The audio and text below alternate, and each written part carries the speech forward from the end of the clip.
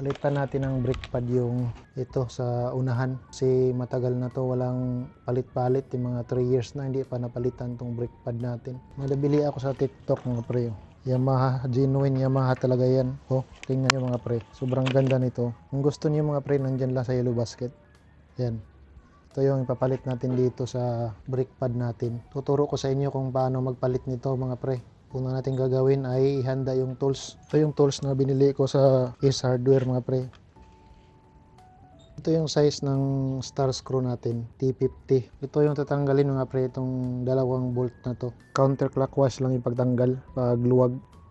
Matigas talaga siya. Itong isa naman.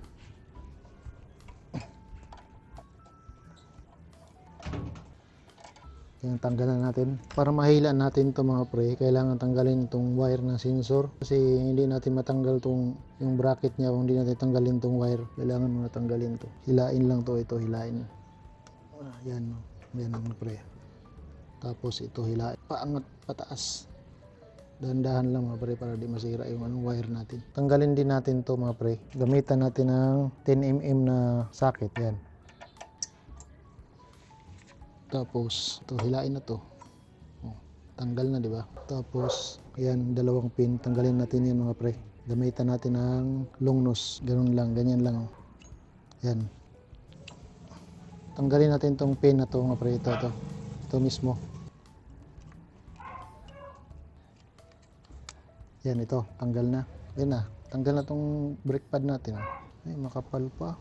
Yan mga pre, oh. Makapal pa siya, pero palitan na natin. Tago na lang natin to. Ito ipalit natin yung bago nating bili. Bago natin salpak yung bagong brake pad mga pre, kailangan i-press natin tong piston niya. Kasi pag ilagay natin yung brake pad na hindi naka-press yung piston, hindi magkasya sa disc brake natin dahil bago yung brake pad, makapal. Kaya kailangan natin i-press to pa tulak. Gamitan natin ng ganito mga pre. Nabili ko rin sa TikTok yung special tools na to. Ganyan lang, yan pa ganyan. Tapos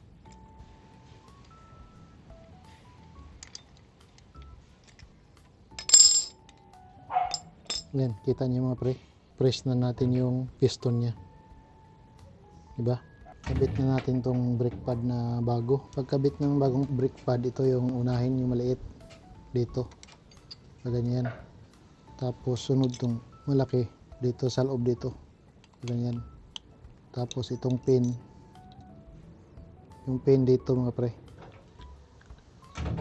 yan, pag ganyan mga pre ha. Balik natin yung itong pin na maliit, balik natin dito, butas niya. Tapos itong isa, dalawa kasi itong ganito yan, okay na mga pre. Ngayon balik na natin sa disc brake natin, ganyan lang, sa loob nyo lang ganyan. Yan, balik na natin yung bolt, dalawang bolt. Tapos itong isa, tapos higpitan na mga pre.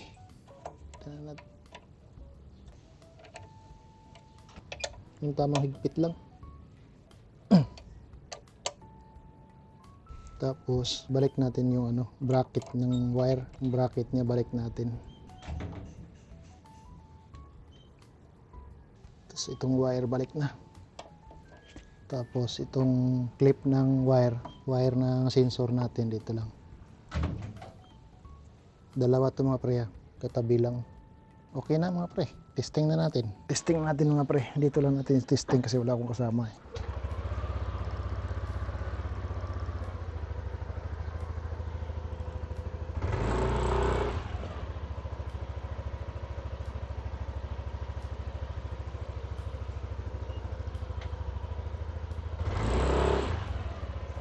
Oh, kapit na kapit mga pre.